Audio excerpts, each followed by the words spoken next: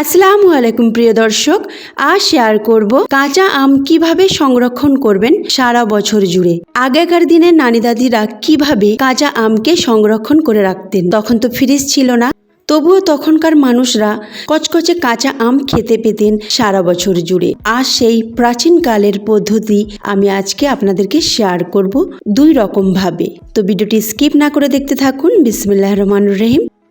প্রথমেই গ্যাসে একটি কড়া বসিয়ে দিলাম আর তাতে 1 লিটার পানি দিয়ে দিলাম আর সেই পানিতে 25 গ্রামের মতো লবণ দিয়ে দিলাম। এবার লবণটাকে খুব ভালো করে মিশিয়ে নেব। দেখুন লবণটা খুব ভালোভাবে মিশে গেছে। এবার ঢাকনা চাপা দিয়ে 5 মিনিট মিডিয়াম আঁচে এটাকে ফুটিয়ে নেব। 5 মিনিট হয়ে গেলে তারপরে এটাকে ঠান্ডা হতে দেব। এখানে আমি 6টি আম নিয়েছি। আমগুলোকে খুব ভালো করে ধুয়ে নিয়েছি। আমগুলো মাঝারি সাইজের আছে আর টাটকা গাছের আম। এবারে এর খোসাগুলোকে ছিলে নেব। আপনারা চাইলে বটির সাহায্যে ছিলে নিতে পারেন বা ছুরির সাহায্যে ছিলে নিতে পারেন। আমি এখানে পিলারের সাহায্যে ছিলে নিচ্ছি।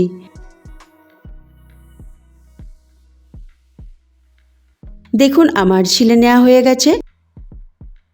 এবার আমি এটাকে কেটে নিলাম আর এর ভিতরের যে অংশটা রয়েছে, যে আঁটিটা রয়েছে সেটাকে ফেলে দেব।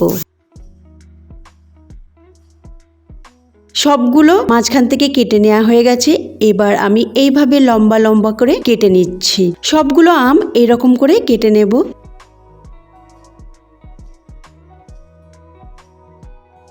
দেখুন আমি এইরকম করে কেটে নিয়েছি। আপনারা চাইলে খোসা সমেত রাখতে পারেন। যে রকম পদ্ধতি আমি বলবো সেই রকম ভাবেই করবেন।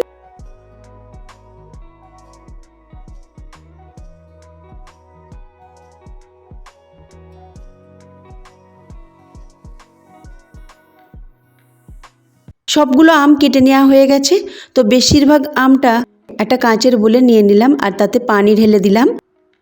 আমগুলো যেন পানির মধ্যে একেবারে ডুবে থাকবে, ভেসে থাকবে। তারপরে এতে লবণ দিয়ে দেব প্রায় 2 চামচের মতো। লবণটা দিয়ে প্রথমে ভালো করে মিশিয়ে নেব যেন লবণটা পুরো পানির সাথে মিশে যায়।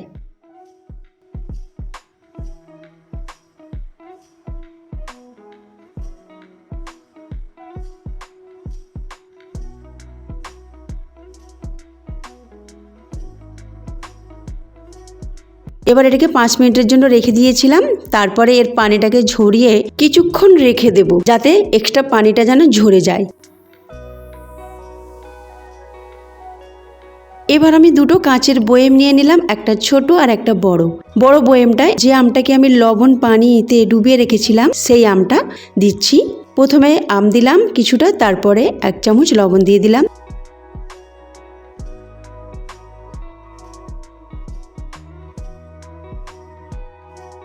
তারপরে আবার আম দিলাম, তারপরে আর 1 চামচ লবণ দিয়ে দিলাম। তারপরে আবার আম দেব আর সবশেষে উপরে আরও 1 চামচ লবণ দিয়ে দেব। এইভাবে 3টে লেয়ারে আপনারা আমটাকে ভরবেন। এবার আমি বয়েমটার 3 ভাগের 2 ভাগ নর্মাল পানি নিচ্ছি। মনে রাখবেন নর্মাল পানি, আর 1 ভাগ দিচ্ছি ভিনিগার। এবার এটাকে ঢাকনা চাপা দিয়ে এক সাইডে সরিয়ে রাখছি। এবার ছোট বয়েমটা নিয়ে নেব।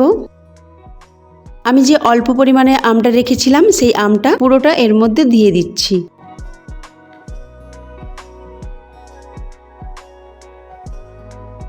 আমটা পুরো দেওয়া হয়ে গেছে। এবারে আমি প্রথমে যে পানি ফুটিয়ে রেখেছিলাম সেই পানিটা পুরোপুরি ঠান্ডা হয়ে গেছে। এবার আমি এই বয়েমটাই ঢেলে দিলাম। হয়ে গেল আমার 2 রকম পদ্ধতিতে কাঁচা আম সংরক্ষণ করা। তো এইভাবে আপনারা কাঁচা আম সারা বছর ধরে সংরক্ষণ করতে পারবেন আর আপনারা আপনাদের পছন্দ মতো খাবেন। আল্লাহ হাফেজ।